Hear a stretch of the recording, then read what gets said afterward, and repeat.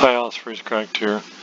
Hey, this is a brief discussion of the pedernales knapin, which also occasionally gets called Johnson City knapin because it's held on the bank of the Pedernales River, but it's at a river crossing in Johnson City, so in Texas, in central Texas. So anyway, I went over there like a day or two early. Actually, I went over there on Wednesday, and first thing I did was go to a friend's place and help find some stuff at a camp that is out there in the hill country. So I thought I'd show you this picture of that stuff. And so I'm moving right along.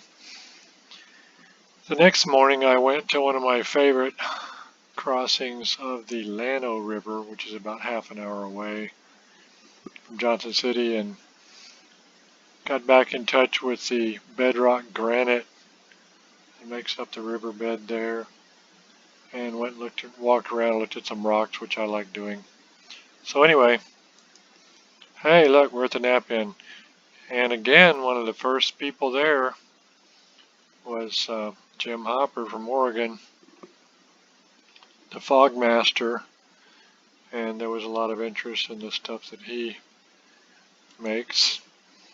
And here's some looking at the stuff that he makes. That's Raphael looking closely. Raphael travels from Monterrey, Mexico to attend these knapins, and he's a very avid napper and interested in archaeology and a lot of things, and a really cool guy. And then there's Santa Claus. That's Buddy Hayes from Tennessee. This is Keith from San Antonio. And everybody can't get enough of looking at Jim's stuff. So then at some point Jason Newman arrived. Jason Newman is from McGregor, Texas, and he's well known as one of the finest knappers in Texas, if not in the world, and can make really big and really thin stuff, but also very, very skilled at edge work and pattern flaking, and just makes a lot of kind of unbelievably incredible stuff. And so people were over there a little bit off camera looking at some of his stuff. So I had to throw in the obligatory night picture of the knapin because, hey, the knapins continue into the night, and so I sort of want to remind people of that. That's a large part of the fun for a lot of people. I tend to go crash, but this spread was a bunch of Georgetown rock put out by a new rock purveyor that we had not seen at a knapin before. Pretty good looking material. There's Raphael looking at it. Okay, so one of the things that Jim Hopper has done at several of the knapins the past 2 years here has been do a demo of fog knapping. What he has there is a Genie multiple wheel machine. Can't really see it, but he's got 3 or 4 different grits, diamond grits on coarse wheels on an arbor, and then on the right hand side of it he's got a trim saw blade on the arbor, and he basically has a piece of slabbed material that's already heated, and he will cut the outline out of the blank on the trim saw, and then he uses the trim saw at an angle to actually cut bevels on the edges and start the bifacing, making the lenticular shape, and then he uses the wheels to grind it to perfection. Once he gets all that done, he knaps it, and it's intriguing, demo, because he's really, really good at what he does, and just the fact that he can eyeball that stuff and get it so perfect is pretty amazing. You can see a preform up on top here, and then he's working another one on one of the wheels. So anyway, he had some people watching that. Okay, so here, this is right there, that's Andy from Fredericksburg, and he brought a bunch of rock that everybody wants. This tabular and small flat nodular pedernales river stuff is highly desired by a lot of people. Some of that stuff is really great, and then the root beer stuff too. And he gets a mixture of 4 or 5 different types of materials at least, that he goes around and gets at different ranches and his own also. But he's always in demand when he shows up with his stuff. This is Lane Gregson from Huntsville, who's a 40 or 50 year napper, and that's Vivi Turner from, dang it, I can't remember the name of the town. It's just north of, it's like up in the Hearn area of Texas. And they're nappers, and this is Lane's work, and I think I got a couple of pictures of frames of it I want to show you here. Oh, that was some found artifacts just to show the types of things being found in a particular camp. This is James Aboud's load of Georgetown, and then he had a few other things too with him. But he's been supplying a lot of Georgetown to the napping community past year or so. That's a really big root beer nodule. Really big. Things like that are special, and they tend to change hands without ever coming on the open market to the public. Just the folks standing around watching other folks and talking, etc. It was kind of cold, but we had a good time anyway. That's Keith's rock there. Just a bunch of napping going on. This is some of Jason Newman's work on display behind where he was napping. I was happy that Raphael bought this Belton area rock, Clovis, because I was on the fence about it, and I'm glad to see it went to a good home, because it's a neat point. I'd already gotten some other stuff, so I never can. That's the problem with Jason's stuff. It's always difficult to decide which stuff you want to get because there's so much of it that's highly likable. He made a couple of really big Pandel-esque twisted blades recently, and that's an art form in itself when you put a major twist in the blade. He can do pattern flaking almost like pressure flaking, but does it with indirect percussion, so he can do some large parallel oblique type things, which is the case with that. But he makes a lot of really neat, very long corner tang knives, and he makes some really big thin blades. I mean, some of it's amazing. Most of it's amazing. Okay, so this was an interesting thing. Richard Dobie is a good napper from Three Rivers area of South Texas. And there's been this trend in the past few years in Central Texas to use the indirect percussion in the form of a kind of a jig that goes over your legs, and you're working on top of your lap, and it allows good control, but also good back edge support to the punch, etc. And so what Richard did was Richard made a whole bunch of kind of a low expense type of punch, and just brought them and started a big circle where he was selling people the punch and a striker and then teaching them how to use it. And it was extremely popular. He seemed like he was busy all weekend doing that. You can kind of see over here on the left, this guy has it. There's like a band from a PVC drain pipe type thing, maybe a 6-inch drain pipe or whatever. It's got a cut in the bottom of it and the sanded sides. And that snaps on kind of over your leg.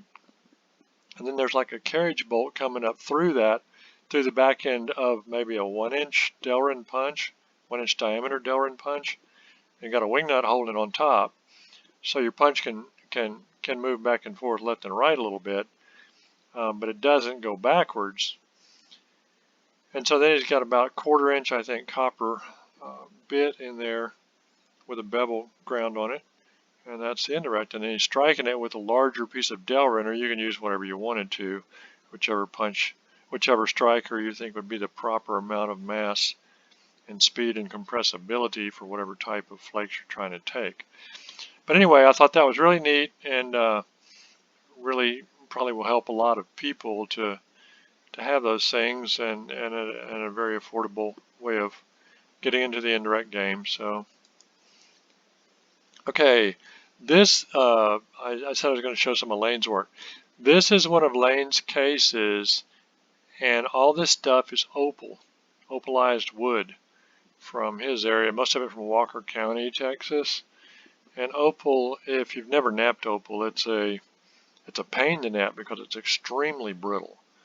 And so you have to be really right with how you do everything, but it's really, really, really pretty. And Lane loves it and loves the colors of it and the way it preserves the grain of the wood that it's replaced. And it is really neat stuff. This, on the other hand, this is all Spanish Diggins orthoquartzite from up in Wyoming. And he found someone who had some of that, Bob from Wyoming, actually, I think is who he got all this stuff from, and made a bunch of really nice, and this stuff is tricky to work too. It has graininess to it, and it doesn't have huge flake tinsel strength, so it's another kind of material that you need to do everything right on for different reasons than the opal. But he does a great job with his knapin. He's been doing it a really long time and is really good at it. So most of this crowd, if you notice, a lot of these people are gathered around watching Jason nap. Everybody figures if they watch the magic long enough, the magic will start to work for them too. Here's a little video. Pedernales Knapin, Johnson City, Texas.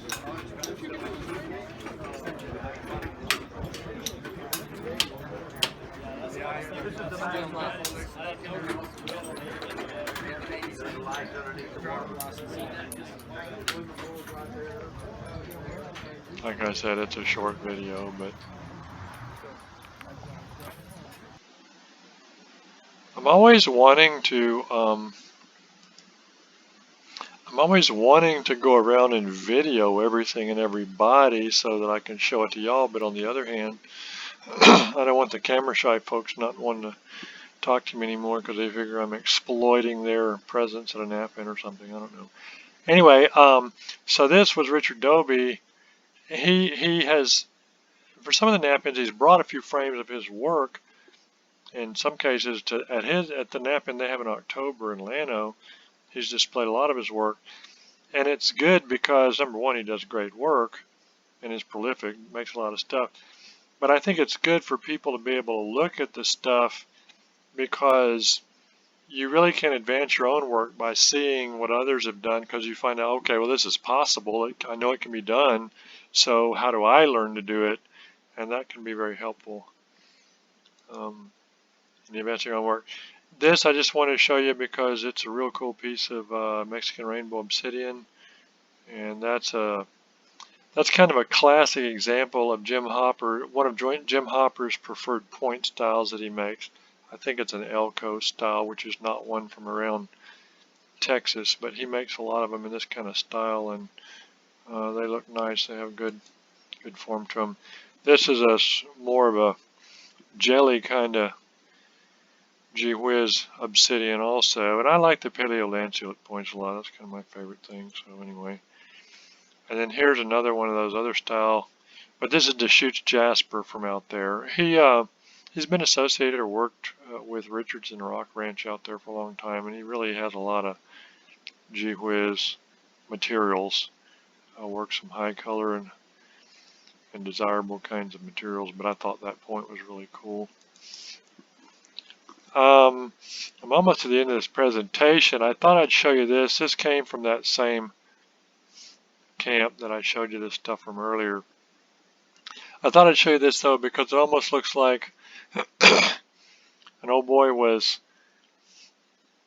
I don't know if he really thought that he was going to be able, this was a real thick, very narrow piece of slab, tabular type, ledge flint is what it gets called sometimes. And I don't know if he actually believed that he would be able to work all the thickness off of this and get it down to something fine, or if it was just one of these, hey, let me see what I can do with this, like a hobby kind of thing where, you know, they didn't have cable TV, so he's sitting around amusing himself. He's got some pretty good overshots going on here, and he was doing some zigzaggy type stuff at the ends here, and then this is set up like perfect angle for hammerstone platforms, and the flake's taken off right here. And so, you know, if you were trying to learn, I just like this as an example of how to set things up for old style hammerstone direct percussion type stuff. Anyway, I like it. Oh, I was just going to show you one of these strikes. This is See, I'm holding real loose. Okay. Watch the flake. That was a big flake. Let me show you that one more time. Indirect. Look how the bit is shaped. Okay.